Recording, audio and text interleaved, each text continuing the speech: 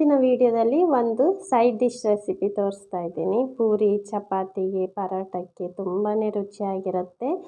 Cauliflower masala, gobi masala ಯಾವ ರೀತಿ ಮಾಡೋದಂತ ನೋಡೋಣ. ನೋಡಿ, ಇಲ್ಲಿ 2 ಕಪ್ ಅಷ್ಟು ಗೋಬಿ ತೊಗೊಂಡಿದ್ದೀನಿ. ಅದನ್ನು ಮೀಡಿಯಮ್ ಸೈಜಲ್ಲಿ ನಾನು ಕಟ್ ಮಾಡಿ ಇಟ್ಕೊಂಡಿದ್ದೀನಿ. ನಂತರ ಅದಕ್ಕೆ 3 ಕಪ್ಪಷ್ಟು ಬಿಸಿ ನೀರನ್ನು ಹಾಕ್ಕೊಳ್ತಾ ಇದ್ದೀನಿ. ಬಿಸಿ ನೀರು ಹಾಕೋದ್ರಿಂದ ಚಿಕ್ಕ ಚಿಕ್ಕ ಹುಳಗಳೆಲ್ಲ ಹೊರಗೆ ಬರುತ್ತೆ. ನಂತರ ನೋಡಿ, 1 ಟೀ ಸ್ಪೂನಷ್ಟು ಉಪ್ಪು, ನಂತರ ಒಂದು ಅರ್ಧ ಟೀ ಸ್ಪೂನಷ್ಟು ಅರಿಶಿನ ಪುಡಿನ ಹಾಕ್ಕೊಂಡು ಒಂದು 10 ನಿಮಿಷ ಈ ಬಿಸಿ ನೀರಲ್ಲಿ ನೆನೆ ಹಾಕೋಬೇಕು. ಜಾಸ್ತಿ ಬಿಸಿ ಬೇಡ, ಸ್ವಲ್ಪ ಬೆಚ್ಚಗಿದ್ರೂ ಪರವಾಗಿಲ್ಲ. ನಂತರ ನಾನು ಮಸಾಲ ರೆಡಿ ಮಾಡ್ಕೊಳ್ತಾ ಇದ್ದೀನಿ. 1 ಟೇಬಲ್ ಸ್ಪೂನಷ್ಟು ಕೊತ್ತಂಬರಿ, ನಂತರ 1 ಟೀ ಸ್ಪೂನಷ್ಟು ಜೀರಿಗೆ, 3 ಒಣಮೆಣಸು ತೊಗೊಂಡಿದ್ದೀನಿ, ಬ್ಯಾಡಗಿ ಮೆಣಸು, ನಂತರ ಸ್ವಲ್ಪ ಕ್ಯಾಶ್ಯೂ ಹಾಕ್ಕೊಳ್ತಾ ಇದ್ದೀನಿ. ನಂತರ 1 ಟೀ ಸ್ಪೂನಷ್ಟು ಸೋಂಪು ಹಾಕ್ಕೊಳ್ತಾ ಇದ್ದೀನಿ, 1 ಟೀ ಸ್ಪೂನಷ್ಟು ಬಿಳಿ ಎಳ್ಳನ್ನು ಹಾಕ್ಕೊಳ್ತಾ ಇದ್ದೀನಿ, ನಂತರ 1 ಚಕ್ಕೆಯನ್ನು ಹಾಕ್ಕೊಳ್ತಾ ಇದ್ದೀನಿ, 3 ಏಲಕ್ಕಿ, ನಂತರ 4 ಲವಂಗ ಹಾಕ್ಕೊಳ್ತಾ ಇದ್ದೀನಿ. ಇದನ್ನು ಮೀಡಿಯಮ್ ಫ್ಲೇಮಲ್ಲಿ ಹುರಿಬೇಕು. ಸ್ವಲ್ಪ ಎಣ್ಣೆ ಬೇಕಂದರೆ 1 ಟೀ ಸ್ಪೂನಷ್ಟು ಎಣ್ಣೆ ಹಾಕ್ಕೊಂಡು ಹುರ್ಕೋಬಹುದು. ನೀವು ಜಾಸ್ತಿ ಏನಾದರೂ ಸ್ಟೋರ್ ಮಾಡಬೇಕಂದ್ರೆ ಎಣ್ಣೆ ಹಾಕದೆ ಹಾಗೆಯೇ ಡ್ರೈ ಆಗಿ ಹುರಿದು ಬಿಟ್ಟು ಸ್ಟೋರ್ ಮಾಡಿ ಇಟ್ಕೊಳ್ಳಿ. ಮಾತ್ರ ಮೆಷರ್ಮೆಂಟು ಜಾಸ್ತಿ ತೊಗೋಬೇಕು. ನಂತರ ನೋಡಿ, ಒಂದು ಬಾಣಲೆ ಇಟ್ಕೊಂಡಿದ್ದೀನಿ. ಅದಕ್ಕೆ 1 ಟೇಬಲ್ ಸ್ಪೂನಷ್ಟು ಎಣ್ಣೆ ಹಾಕ್ಕೊಂಡು ಮೀಡಿಯಮ್ ಫ್ಲೇಮಲ್ಲಿ ಇಟ್ಕೊಂಡಿದ್ದೀನಿ. ನಂತರ ಒಂದು ಈರುಳ್ಳಿನ ಉದ್ದಕ್ಕೆ ಹೆಚ್ಚಿಬಿಟ್ಟು ಹಾಕ್ಕೊಂಡಿದ್ದೀನಿ. ಇದನ್ನು ಸ್ವಲ್ಪ ಕೆಂಪು ಬಣ್ಣ ಬರೋ ತನಕ ಅದನ್ನು ಹುರ್ಕೋಬೇಕು. ಈ ಮಸಾಲೆನ ರುಬ್ಲಿಕ್ಕೆ ಹಾಕ್ಕೊಳ್ತೀನಿ. ಅದಕ್ಕೆ ಉದ್ದಕ್ಕೆ ಹೆಚ್ಕೊಂಡು ಸ್ವಲ್ಪ ದೊಡ್ಡದಾಗಿ ಹೆಚ್ಕೊಂಡಿದ್ದೆ ನಾನು. ನಂತರ 3 ಹಸಿಮೆಣಸು, ನಂತರ ಒಂದು ಅರ್ಧ ಇಂಚಷ್ಟು ಶುಂಠಿ, ನಂತರ 4 ರಿಂದ 5 ಬೆಳ್ಳುಳ್ಳಿ ಹೆಸಳು ಸಿಪ್ಪೆ ತೆಗೆದುಬಿಟ್ಟು ಹಾಕ್ಕೊಂಡಿದ್ದೀನಿ. ಇದನ್ನು ಸಹ ಮೀಡಿಯಮ್ ಫ್ಲೇಮಲ್ಲಿ ಸ್ವಲ್ಪ ಕಲರ್ ಚೇಂಜ್ ಆಗೋ ತನಕ ಅದನ್ನು ಹುರ್ಕೋಬೇಕು. ನಂತರ ಟೊಮೆಟೊನ ಹಾಕ್ಕೊಳ್ತಾ ಇದ್ದೀನಿ. 3 ಟೊಮೆಟೊನ ಹೆಚ್ಚಿಬಿಟ್ಟು ಹಾಕ್ಕೊಂಡಿದ್ದೀನಿ. ನಂತರ ಅದನ್ನು ಬೇಯಿಸ್ಕೋಬೇಕು. ಟೊಮೆಟೊ ಸಾಫ್ಟ್ ಆಗೋ ತನಕ ಬೇಯಿಸ್ಕೋಬೇಕು. ಅದಕ್ಕೆ ನಾನು ಒಂದು ಅರ್ಧ ಟೀ ಸ್ಪೂನಷ್ಟು ಉಪ್ಪು ಹಾಕ್ಕೊಂಡು ಬೇಯಿಸ್ಕೊಳ್ತಾ ಇದ್ದೀನಿ. ಟೊಮೆಟೊ ಕಂಪ್ಲೀಟಾಗಿ ಸಾಫ್ಟ್ ಆಗಬೇಕು. ನೋಡಿ, ಮುಚ್ಚಳ ಮುಚ್ಚಿಬಿಟ್ಟು 1-2 ನಿಮಿಷ ಮೀಡಿಯಮ್ ಫ್ಲೇಮಲ್ಲಿ ಬೇಯಿಸ್ಕೊಳ್ತೀನಿ ನಾನು. ನೋಡಿ, 2 ನಿಮಿಷ ಬೇಯಿಸ್ಕೊಂಡಿದ್ದೀನಿ. ಚೆನ್ನಾಗಿ ಬೆಂದಿದೆ. ಇದನ್ನು ಫ್ಲೇಮ್ ಆಫ್ ಮಾಡಿಬಿಟ್ಟು ಸೈಡ್ ಇಟ್ಕೊಳ್ತೀನಿ. ಕಂಪ್ಲೀಟಾಗಿ ತಣ್ಣಗಾಗಬೇಕು.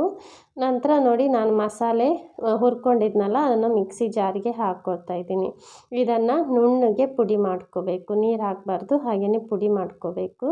ನಂತರ ಅದನ್ನು ಸೈಡ್ ಇಟ್ಕೊಳ್ತೀನಿ. ನಂತರ ನಾನು ಇಲ್ಲಿ ಬೇಯಿಸಿರುವಂಥ ಟೊಮೆಟೊ ಎಲ್ಲ ಇದೆಯಲ್ಲ, ಅದನ್ನು ಮಿಕ್ಸಿಗೆ ಹಾಕ್ಕೊಳ್ತಾ ಇದ್ದೀನಿ. ಇದನ್ನು ಸಹ ರುಬ್ಕೋಬೇಕು. ನೀರು ಹಾಕಬೇಕಂತ ಇಲ್ಲ, ಹಾಗೆಯೇ ರುಬ್ಕೋಬೋದು. ಟೊಮೆಟೊದಲ್ಲಿ ನೀರಿನ ಅಂಶ ಇರುತ್ತಲ್ಲ ಅದಕ್ಕೆ. ನಂತರ ನಾನು ನೆನೆಸಿರುವಂಥ ಗೋಬಿನ ಸಪ್ರೇಟ್ ಮಾಡ್ಕೊಳ್ತಾ ಇದ್ದೀನಿ. ಈ ರೀತಿ ಮಾಡ್ಕೊಳ್ಳೋದ್ರಿಂದ ಚಿಕ್ಕ ಚಿಕ್ಕ ಹುಳುಗಳು ಏನಾದರೂ ಇದ್ದರೆ ಚೆನ್ನಾಗಿ ಹೋಗುತ್ತೆ. ಅದಕ್ಕೆ ಆ ರೀತಿ ಮಾಡ್ಕೊಳ್ಳೋದು. ನಂತರ ಒಂದು ಬಾಣಲೆ ಇಟ್ಕೊಂಡಿದ್ದೀನಿ. ಅದಕ್ಕೆ 1 ಟೇಬಲ್ ಸ್ಪೂನಷ್ಟು ಎಣ್ಣೆ, 1 ಟೀ ಸ್ಪೂನಷ್ಟು ಜೀರಿಗೆ, ನಂತರ 2 ತುಂಡು ಕೆಂಪು ಮೆಣಸನ್ನು ಹಾಕ್ಕೊಂಡಿದ್ದೀನಿ. ನಾನಿಲ್ಲಿ ಬ್ಯಾಡಗಿ ಮೆಣಸನ್ನೇ ಬಳಸ್ಕೊಳ್ತಾ ಇದ್ದೀನಿ. ನಂತರ ರುಬ್ಬಿರುವಂಥ ಮಸಾಲೆನ ಹಾಕ್ಕೊಳ್ತಾ ಇದ್ದೀನಿ. ತುಂಬಾ ರುಚಿಯಾಗಿರುತ್ತೆ. ತುಂಬ ಸಿಂಪಲ್ಲಾಗಿ ಮಾಡ್ಕೊಳ್ಳುವಂಥ ಒಂದು ಕರಿ. ನಂತರ ನೋಡಿ, 1-2 ನಿಮಿಷ ಇದನ್ನು ಚೆನ್ನಾಗಿ ಬೇಯಿಸ್ಕೋಬೇಕು ಮೀಡಿಯಮ್ ಫ್ಲೇಮಲ್ಲಿ ಇಟ್ಕೊಂಡು. ಆಲ್ರೆಡಿ ಒಂದು ಸಲ ಸ್ವಲ್ಪ ಬೇಯಿಸ್ಕೊಂಡಿದ್ದೀವಿ. ಇವಾಗ ಚೆನ್ನಾಗಿ ಗಟ್ಟಿಯಾಗಬೇಕು. ನೀರಿನ ಅಂಶ ಎಲ್ಲ ಹೋಗೋ ತನಕ ಬೇಯಿಸ್ಕೋಬೇಕು.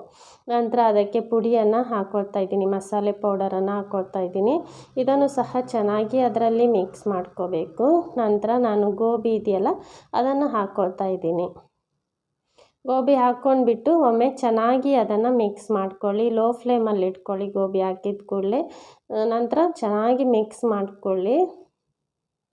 ನೋಡಿ, ಚೆನ್ನಾಗಿ ಮಿಕ್ಸ್ ಮಾಡ್ಕೊಂಡಿದ್ದೀನಿ. ನಂತರ 1 ಕಪ್ಪಷ್ಟು ನೀರು ಹಾಕ್ಕೊಳ್ತಾ ಇದ್ದೀನಿ ನಾನಿಲ್ಲಿ. ನಂತರ ರುಚಿಗೆ ತಕ್ಕಷ್ಟು ಉಪ್ಪನ್ನು ಹಾಕ್ಕೊಂಡು ಚೆನ್ನಾಗಿ ಮಿಕ್ಸ್ ಮಾಡ್ಕೋಬೇಕು.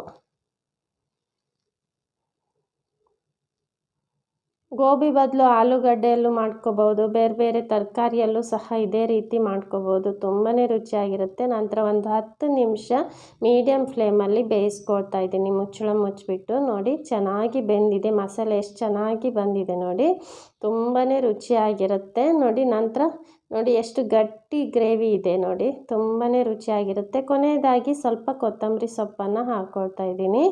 ಕೊತ್ತಂಬರಿ ಸೊಪ್ಪು ಹಾಕ್ಕೊಂಡ್ಬಿಟ್ಟು ಚೆನ್ನಾಗಿ ಮಿಕ್ಸ್ ಮಾಡಿಬಿಟ್ಟು ಸರ್ವ್ ಮಾಡಿ. ತುಂಬಾ ರುಚಿಯಾಗಿರುವಂತಹ ಗೋಬಿ ಮಸಾಲ ರೆಡಿ ಆಯಿತು. ಪರೋಟ ಜೊತೆ, ಪೂರಿ ಜೊತೆ, ಅನ್ನಕ್ಕೂ ತುಂಬಾ ರುಚಿಯಾಗಿರುತ್ತೆ. ಒಮ್ಮೆ ಟ್ರೈ ಮಾಡಿ ನೋಡಿ.